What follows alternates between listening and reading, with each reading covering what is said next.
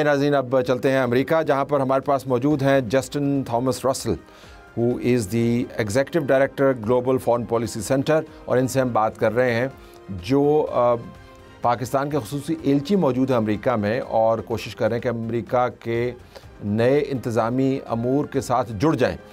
उनका दौरा कितना अहम साबित होगा। Mister Justin, thank you very much for being with us, great to have you on the show. Let me get your sense of where Pakistan-US ties stand as we speak. Well, first of all, thanks for having me. It's a pleasure to be with you. The relationship between Islamabad and Washington has always been complicated, and it's no more complicated than it is now. What we're seeing is a situation where an ally in the region, Pakistan, is looked at as almost a impediment, if you will, in the area.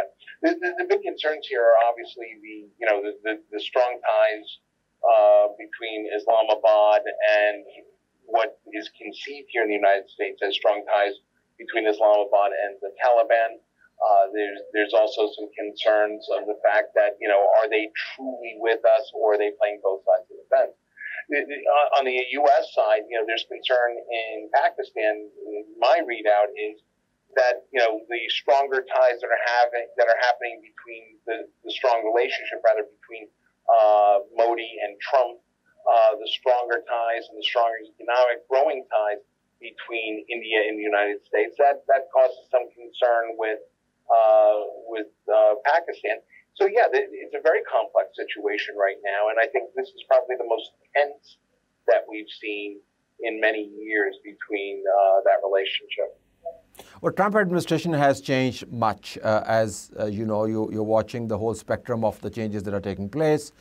Ties with Europe have gone a radical change. Reassessment of ties with Russia is underway. Ukraine is no longer where it used to be. And sitting here in Pakistan, we are looking at how the Trump administration is also engaging with the Taliban in Afghanistan. And we too had a recent engagement with the Taliban, and our special point person was there.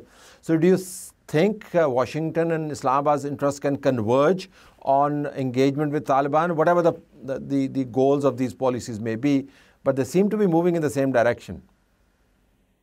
Well, again, the situation with U.S. foreign policy to begin with here in Washington is fluid at best. It is constantly changing. It's like weather in Florida. If you don't like the weather, wait 10 minutes, it will change. You can say the same thing about U.S. foreign policy under the Trump administration right now. The trick is that, when we saw the situation with, the Taliban and semi-bilateral talks with the Taliban, going as far back as the Doha Conference Center meetings, pre-U.S. withdrawal from Afghanistan, Pakistan played a key role in helping set those up. The issue now becomes is, can we carry that forward in a sustainable way that does not put at risk the critical relationship and the building relationship between Islamabad on both a strategic, a diplomatic, and even an economic position on it. Can we keep that moving forward between Islamabad and Washington? The reality is, and I'll be blunt about it, I don't think the Trump administration truly understands what that relationship should look like and how we should progress that relationship, and that should be a concern to both sides. Okay, there is a certain transactional quality to Pakistan ties with the U.S. And let's talk about the possibility of a certain mutual transaction. Trump was generous in praising Pakistan's effort to hand over a wanted man. And Trump has also identified getting the leftover American ammunition and sophisticated material back from the Taliban. And in Pakistan, there seems to be this understanding that the path to both these goals lie through Islamabad. Your take? It's a little bit. It's a little bit of both. Again, when we're dealing with the diplomatic issue between Islamabad and Washington, nothing's clearly that defined. We look at, like, for example, you take the relationship between the ISI and U.S. national security interests. One day they're a great friend, a great ally. They're helping us in the global war on terror. You look at when Khan was ousted. Khan still believes that the U.S. was directly involved in his removal from office, and we've got a bad. And there's a lot of mistrust inside the central government. Is the U.S. truly our ally? What we need to do moving forward is, and this is key, because in the dynamics of the changing landscape of diplomacy and national security inside areas like, you look at Russia,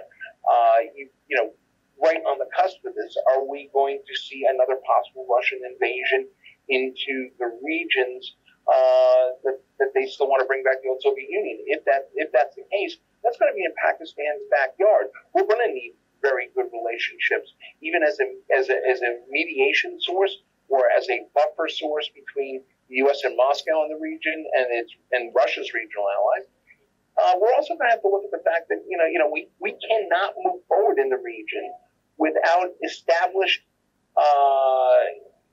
without an established strategic alliance or a strategic relationship with the Pakistani government. To think that we would do so just based on a burgeoning Indian relationship is misguided and could possibly put our economic and national security interests at bay. The one thing I want to point out, and nobody really talks about the 300-pound gorilla in the room, is we have to maintain a strong, open dialogue relationship with Islamabad for no other reason is the nuclear question. Yeah. There has to be coordination. There has to be. They are, on a footing that has to make Washington realize that this is a dialogue and a relationship that we must maintain. There has to be a certain good faith between the two parties. I hope that makes sense to everybody. That makes sense, because it is as complex as you've framed it. But the operative words that I picked from the last part of your answer is good faith. So I hope both sides are able to engage in good faith with each other. Interests can diverge, but as long as they are talking. Thank you very much for being with us. Great to have you on the show. नाज़रीन, हमारी तरफ से ये कुछ इजाज़त चाहते हैं. अल्लाह हाफ़िज़.